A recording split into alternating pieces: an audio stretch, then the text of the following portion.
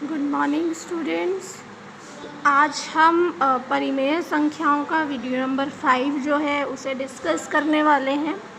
हम परिमेय संख्याओं के गुणधर्मों के बारे में पढ़ रहे थे जिनमें हमने संवृत गुणधर्म जो है, संवृतता का गुणधर्म जो है उसे पढ़ लिया था। आज हम पढ़ने वाले हैं क्रम विनिमेयता का गुणधर्म।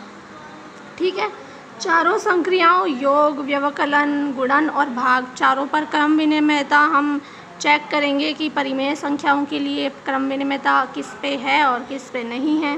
तो क्रम विनिमेयता सबसे पहले हम योग के लिए देखते हैं। देखिए क्रम विनिमेयता होती क्या है। क्रम समझ रहे हैं आप, ऑर्डर। योग के लिए a+b = b+a। इसका मतलब आप कोई भी दो परिमेय संख्याएं लेते हैं और उनका योग करते हैं तो उनका योग जो है अगर उनका क्रम बदल दें तब भी एक जैसा ही रहेगा। यानी कि आप उन्हें जो है क्रम बदल कर भी योग कर सकते हैं तो भी जो है उनका आंसर सेम रहने वाला है। ठीक है, इसलिए क्रम विनिमेयता योग के लिए लागू होती है। एग्जाम्पल देख लेते हैं, एग्जाम्पल से हमें सटीक समझ में आएगी चीज़ें। देखिए हम दो परिमेय संख्याएं लेते हैं 3/7 और -1/4 यानी -1/4। अब हमने यहाँ पे देखिए दो कॉलम बना लिए, a+b का एंड b+a का। सबसे पहले हम a+b करके देखते हैं। a क्या है 3/7 प्लस ब्रैकेट के अंदर लिखेंगे -1/4 क्योंकि माइनस है इसलिए ब्रैकेट के अंदर लिख दिया। दोनों को लैसे लेंगे तो 7 और 4 का जब हम लैसे लेंगे 28 आएगा। 7 चौक 28, 4 से गुणा और 4 सत्तू 28 तो 7 से गुणा। ठीक है ना, 4 तिया 12 होता है, 7 एकम 7, 12 और 7। अब यहाँ देखिए ये ब्रैकेट लगा हुआ है, माइनस अंदर है प्लस बाहर है, प्लस माइनस माइनस ही हो जाएगा। तो 12 - 7 कितना होता है 5 और बटे में 28। तो इसका आंसर क्या है 5/28। यानी कि क्रम विनिमेयता के हिसाब से a+b का जो रिज़ल्ट है वो 5/28 है तो b+a का मान भी 5/28 ही होना चाहिए। देखते हैं इसे। अब हमने पहले b लिखा है -1/4 प्लस 3/7, दोनों का एलसीएम लिया 7 और 4 का 28। 4 7 28 होता है, 7 से आप गुणा करेंगे, 7 चौक 28 होता है, 4 से गुणा करेंगे, 7 एकम 7 और 4 तिया 12। अब यहाँ देखिए एक प्लस है एक माइनस है तो आप घटाएंगे, 12 में से 7 गए बचे 5 और क्योंकि प्लस की संख्या बड़ी है इसलिए प्लस रहेगा। यानी यहाँ भी क्या आएगा 5/28 आएगा। तो देखिए दोनों का रिजल्ट जो है हम सिद्ध कर चुके हैं, इसलिए हम ये कह सकते हैं कि क्रम विनिमेयता, परिमेय संख्याओं की क्रम विनिमेयता योग के लिए सिद्ध होती है। ठीक है, अब हम बात करते हैं व्यवकलन यानी कि घटाने के लिए। तो देखिए व्यवकलन के लिए हम ये कहेंगे कि व्यवकलन के लिए क्रम विनिमेयता जो है सिद्ध नहीं होती है। क्रम विनिमेयता सिद्ध नहीं होने का मतलब कि क्रम विनिमेय नहीं होती हैं परिमेय संख्याएं घटाने के लिए। कैसे, देखिए a-b जो होता है ना उसका रिजल्ट बराबर नहीं होता है b-a के। कैसे बस बराबर नहीं होता है, एग्जाम्पल के थ्रू देख लेते हैं। देखिए हमने दो परिमेय संख्याएं ली 2/7, 4/7, सॉरी 2/5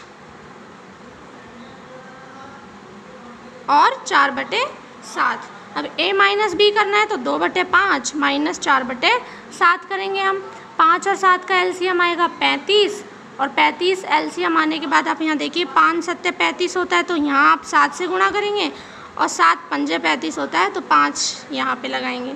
7 दूनी 14, 4 पंजे 20, 20 में से 14 आपको लेस करना है, 6 बचेगा। माइनस की संख्या बड़ी है तो माइनस लगेगा। तो यहाँ रिज़ल्ट जो आया है a-b का वो आ गया 6/35। कोई दिक्कत नहीं है। अब हम यहाँ पे देख लेते हैं b-a को एक बार। यहाँ पर b-a में 4/7 पहले और 2/5 बाद में। एलसीएम वही 35 आएगा। 7 पंजे 35, 5 से गुणा, 5 सत्ते 35, 7 से गुणा, 7 दूनी 14, 5 चौक 20, 20 में से 14 गए 6 बचेंगे। लेकिन यहाँ पे 20 प्लस का है इसलिए बड़ी संख्या प्लस की है तो ये प्लस का आएगा। तो अब आप मुझे बताइए क्या माइनस का 6/35 बराबर रहेगा क्या 6/35 के? नहीं रहेगा। ये माइनस संख्या है, ये प्लस संख्या है तो दोनों आपस में बराबर नहीं हो सकती। इसीलिए हमने कहा कि क्रम विनिमेयता जो है व्यवकलन के लिए वो सिद्ध नहीं की जा सकती, यानी परिमेय संख्याएं व्यवकलन के लिए क्रम विनिमेय नहीं होती हैं। अब हम गुणन संक्रिया के लिए देखते हैं। परिमेय संख्याएं गुणन के लिए क्रम विनिमेय होती हैं या क्रम विनिमेय हैं। देखिए a मल्टीप्लाइड बाई बी यानी a गुणा b बराबर होता है b गुणा a के, ये क्रम विनिमेय होती हैं। एग्जाम्पल से देख लेते हैं। ये a 7/3 a और 3/2 b, a गुणा b गुणा a। जब हम a गुणा b करेंगे 7/3 गुणा 3/2, 3 से 3 कट जाएगा 7/2, और b गुणा a करेंगे तो 3/2 गुणा 7/3, 3 से 3 यहाँ भी कटेगा और 7/2 यहाँ आ जाएगा। इसका मतलब दोनों जो है सेम आ रहे हैं आंसर, इसीलिए हमने कहा कि परिमेय संख्याएं गुणन के लिए जो है क्रम विनिमेय कहलाएंगी, होती हैं। अब हम भाग संक्रिया देख लेते हैं एक बार। भाग क्या किस तरीके से है।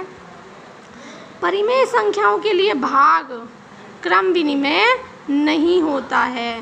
परिमेय संख्याओं के लिए भाग जो है वो क्रम विनिमेय नहीं होता है। कैसे?